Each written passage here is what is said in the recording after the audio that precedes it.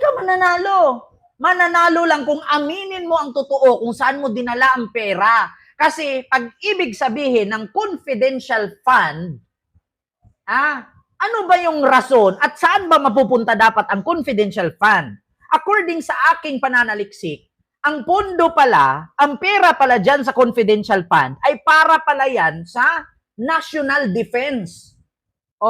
So, ngayon, ano bang ibig sabihin ng national defense? Yun daw yung gagamitin para sa armas, gamit pang digma, gamit pang teknolohiya, para sa national defense, para pang salba sa ating bansa, laban sa mga mananakop, mga katulad ng mga Chinese spy. Ang problema ngayon, diyan ba napunta ang pera sa national defense? Ang tanong, wala naman tayong kalaban, hindi naman tayo nagera.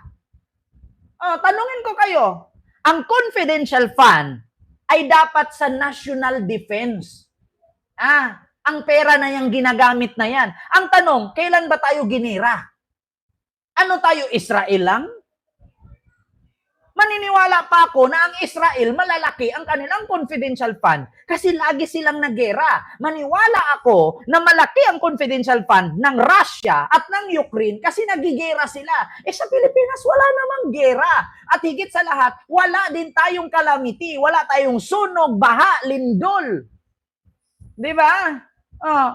So, paano mo nasabi na tama ang paggamit ng confidential fund? Ang confidential fund pala na pera ay para sa national defense. Wala naman tayong gera.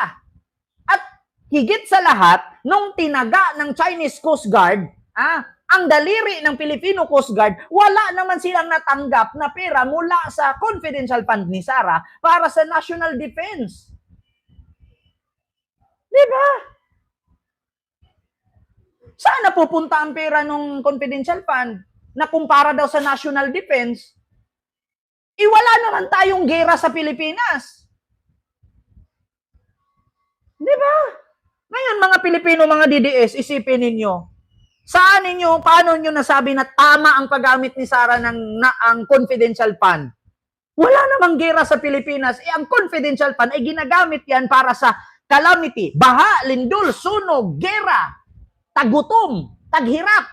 Naghirap ba ang Pilipinas? Nagutom ba ang tao? Nagbaha ba? Naggera ba? Nasunugan ba? Nagka-pandemya ba? Walang pandemya. Tapos na. Saan napunta ang pera? May resibo. Saan may baha? Saan may sunog? Saan may lindol? Nakaraan linggo ang nilindol, Myanmar at Thailand. Hindi naman parte ng Pilipinas ang Myanmar at Thailand. Para idonate ni Sara doon ang confidential fund. At higit sa lahat, hindi miyembro si Sara ng Thailand at Myanmar kasi Davao City lang siya. Bakit? Nabalitaan nyo ba sa Davao City na may laging lindol? Oo, may baha. Di ba? Pero hindi araw-araw may baha. Tapos na baka imposible na pangalan Mary Grace Piatos tumatanggap ng confidential fund.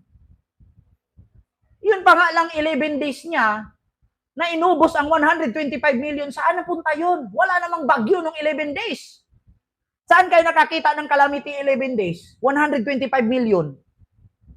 Sige nga, mga kababayan, tapos sabihin niya ngayon, mataas ang kumpiyansa niya na mananalo siya. Paano niya i-explain ngayon? Saan banda sa Pilipinas nasunugan ng 11 days na ubusan ng 125 million na ubos niya? Saan banda sa Pilipinas na binaha na nakaubos siya ng 125 million. At saan banda sa Pilipinas, ituro ninyo ang mapa. Buti pa nga ang West Philippine Sea, may mapa na eh. Ituro ninyo sa Pilipinas kung saan banda may nagera. Na gumasto si Sara ng 125 million in just 11 days. Di ba? Saan banda sa Pilipinas na nasusunog na gumasto si Sara ng 125 million? 11 days na sunog. Saan dito sa Pilipinas na may baha 11 days? Saan sa Pilipinas na may gera ng 11 days? Di ba? Nagumasto siya ng 125 million. 11 days. Yun ang pagkakaalam ko ha. Ang confidential funds, pondo na pera ay para sa sakuna, gera, baha, lindol, at national defense. Wala naman akong balitaan na gera tayo. Wala rin ako nabalitaan na lindol tayo, binaha tayo, nasunog ang buong Pilipinas. na naubos ng 11 days. Paano ka mananalo niyan? Paano mo i-explain yan? Saang bansa ituro mo? Nalalaman ko last month, Los Angeles, California, Hollywood, nasunog. Hindi naman tayo parte ng Los Angeles na nasunog. Kaya doon mo ilagay yung 125 million. Higit sa lahat, hindi tayo bansang Myanmar na nalindulan. Hindi naman tayo Ukraine at Russia na nagera. At higit sa lahat, hindi naman tayo Israel at Gaza. Saan mo dinala ang pera? Tapos sasagot ka ngayon, Sheminat. Sheminat like. Sheminat look. Di ba? Yun ang malaking tanong ngayon. Kampante kang manalo. Paano ka mananalo kung ikaw mismo hindi mo masagot? Eh kung mga staff mo sa opisina mo, tatanungin, nagkakasakit bigla. Di ba? Yun. She may not like. She may not know. She may not do. Tapos kampante siyang manalo. Paano kayo papanalo ng abogado mo kung ikaw mismo yung magsalita? Hindi mo aminin kung saan mo dinala. Sabi nga ni Pangulong Bongbong Marcos, aminin mo na. Kaysa idaan mo pa sa kwentong chichirya. Yeah? Anong sabi ni BBM? Dinaan mo pa kasi sa kwentong chichirya. Aminin lang, napakasimple eh. BBM. Ito ha. Kaya nga, sa totoo lang mga kababayan, matatawa ka eh. Anong sabi ni BBM? Pakinggan ninyo. Bahala ang mga pahayag na narinig natin itong mga nakarang araw. Nandyan ang walang pakundangang pagmumura at ang pagbabanta ng planong ipapatay ang ilan sa atin. Kung ganun na lang kadali ang pagplano sa pagpatay ng isang presidente, paano pa kaya ang mga pangkaraniwan na mamamayan? Ang ganyang kriminal na pagtatangka ay hindi dapat pinapalampas. Yan ay aking papalagan. As a democratic country, we need to uphold the rule of law. Ako, bilang pinuno ng Executive Department at lahat ng mga nanunungkulan sa pamahalaan ay may sinumpaang tungkulin na tutupdin at pangangalagaan ang konstitusyon at ang ating mga batas. Kaya hindi tama ang pagpigil sa mga halal ng bayan sa paghahanap ng katotohanan. Hindi na sana hahantong sa ganitong drama kung sasakutin lamang ang mga lehitimong katanungan sa Senado at sa House of Representatives. Ang katotohanan ay hindi dapat itokhang. Tapos na sana ang usapang ito kung tutuparin lamang ang sinumpaang panata na bilang lingkod bayan ay magsabi ng totoo at hindi hahadlangan. Imbis na diretsahang sagot, nililihis pa sa kwentong chichirya. Narinig mo? Imbis na diretsahang sagot, nililihis pa sa kwentong chichirya. Bakit nasabi ni BBM yun na nililihis pa sa kwentong chichirya? Ikaw ba naman nakapangalan Mary Grace Piatos, Kukoy Villamin, na Nova, Uwishi, Nagaraya? Kwentong chichirya eh. Ayaw pa kasing aminin, binulsa ko. Tapos, hindi ka naman papatayin kung binulsa mo. Ang problema kasi pinangalan mo pa kay Mary Grace Piatos, Kukoy Villamin, may kamuti, may dudong, may grocery, may Team Fiona. Team Grocery, Team Fiona, may cellphone pa, may dudong group pa, may jugs di asin, jugs di luga. Dinaan pa kasi sa kwentong chichirya, may Timpura pa, may Uwishi, Nagaraya, Chop, Chippy, Xiaomi. Diba? Hindi naman dapat hahantong sa ganitong drama eh. Magsabi ng totoo. Ayun At tapos na sana ang usapang ito. Kung tutuparin lamang ang sinumpaang panata na bilang lingkod bayan ay magsabi ng totoo at hindi hahadlangan. Imbis na diretsahang sagot, nililihis pa sa kwentong chichirya. Hangad ko na matuldukan na itong mga pangyayaring ito sa parang matiwasay at magdadala sa atin sa katotohanan. 12 taon din ako nanungkulan sa magkaparehong kamara ng Kongreso. Batid ko ang kapangyarihan iginawad sa kanila ng taong bayan at ng ating konstitusyon. Dahil dito, iginagalang ko ang kanilang gawain bilang isang independenteng sangay ng ating republika. Kahit ang buong executive branch, lahat ng mga ahensya ay hindi nakakaligtas at parating sumasailalim sa kanilang masusing pagsusuri. Bilang isang bansa, marami tayong mga paghamon na dapat harapin at mga suliraning dapat bigyan ng lunas. Sa kabila ng mga pambabatikos, nakatuon ang aking pansin sa pamamahala. Ngunit, hindi natin ikokompromiso ang rule of law. Kailangan manaig ang batas sa anumang sitwasyon, sino man ang tamaan. Kaya hindi ko hahayaan magtagumpay ang hangarin ng iba na hatakin ang buong bansa sa burak ng politika. Igalang natin ang proseso. Tuparin natin ang batas. Alalahanin natin ang mandato na pinagkatiwala sa atin ng milyon-milyon na Pilipino. Magtrabaho po tayo sa ikauunlad ng Republika ng Pilipinas at para matamo ang bagong Pilipinas. Di ba? Hindi sana sahantong ang ganitong drama kung saguting diretsahan at hindi idaan sa kwentong chichirya. Igalang ang proseso. Papalagan ko yan. Sabi ko nga sa inyo mga kababayan, lintik lang walang ganti. Yeah. Ano akala ninyo kay BBM porke tahimik lang, hindi nagmumura? Kakayan-kayanin nyo at aapakan ninyo? Tandaan niyo yan. Matagal nang sinabi ni BBM yan, pero nangyari lahat ng sinasabi niya. Hindi sana hahantong sa ganitong drama kung sumagot lang ng diretsahan at hindi idinaan sa kwentong chichirya.